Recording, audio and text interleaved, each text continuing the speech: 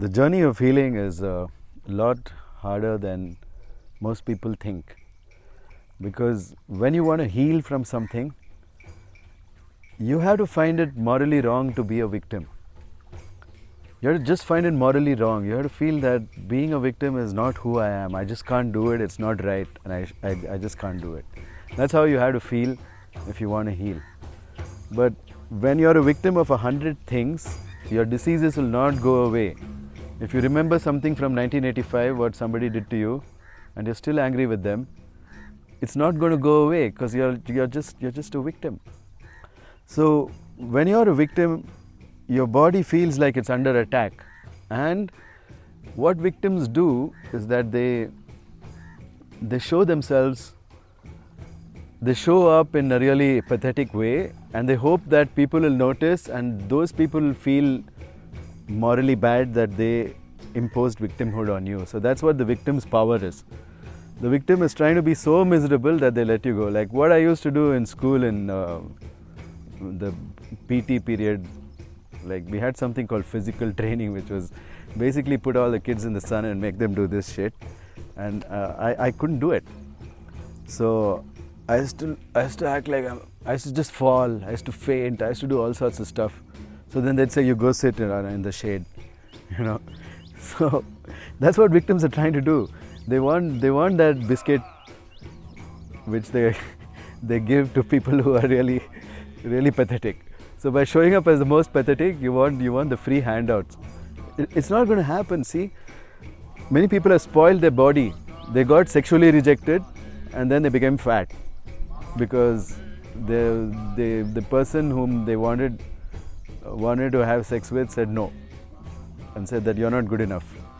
So then they said, no, I should have maintained my body. So people who are sexually rejected inside a marriage, they'll let go of their body and something happens. You know, like a lady has a child and she's maybe not in the mood for sex right now. And so the husband feels rejected, and then he lets his body go and he does whatever he wants. These kind of cases, a lot of diseases have happened because of victimhood. Internal victimhood, suppressed, not talked about and lied about. When somebody tries to get to the root of it and talks to you, then you lie about it. And when you lie about it, you're not going to help yourself. So it's difficult work. Healing is difficult work.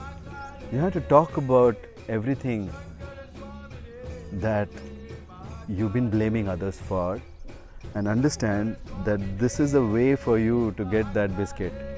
But why do you want only a biscuit? Your life is more than one biscuit. Okay?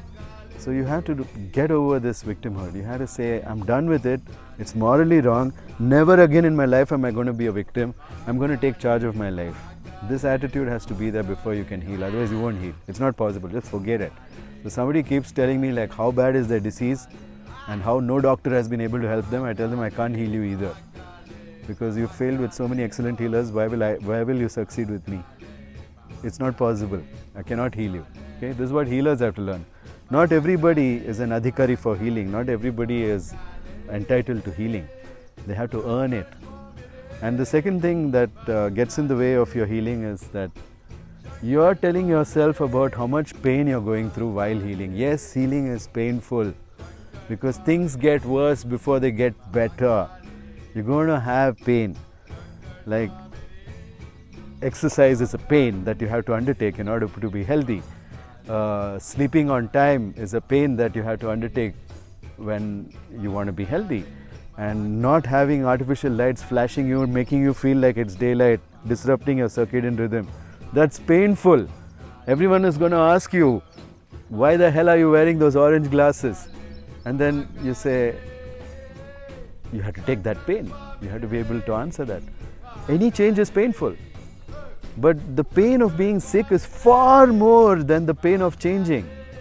So that's what you should realize. And then you should choose your pain, okay? So second thing is, you should be able to choose your pain.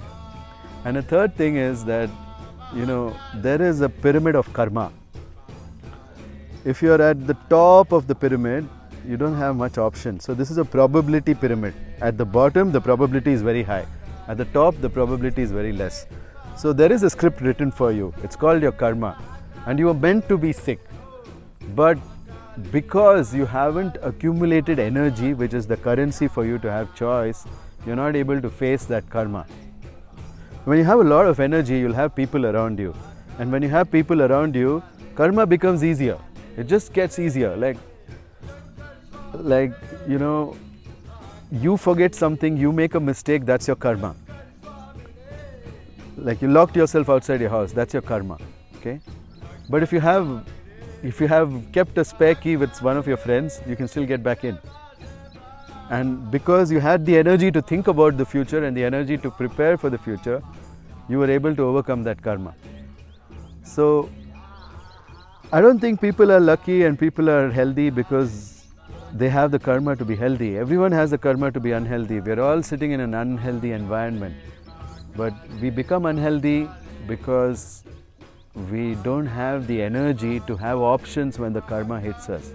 So the events are going to happen anyway, but how you deal with the events can change depending on how much of mental energy and emotional energy you have kept inside you.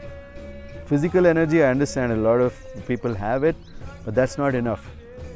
Before you take a physical action, there's a build-up of a mental momentum in your head, and that requires energy. Can you conceive and visualize what you're going to be when you're healed? And does that fill you up with energy? Does that fill you up with mental energy called enthusiasm? You need to have enthusiasm, otherwise you can't heal. Okay, so these are the 3 things to watch out for. And I wish that anybody who thinks of healing notes down these 3 points and checks for it.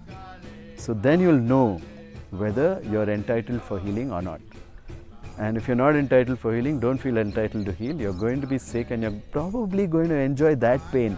You're probably going to feel superior out of that, or you're probably going to feel like a victim and feel that society owes you something for you being sick. Okay? So there's a lot to learn about this. Please watch this video multiple times and you'll get it. You'll get it why you're not healing. Okay? So this is the only reasons I've found that people don't heal. One is they feel like a victim, and second is they're focusing only on the negative. They're not able to focus on what they want.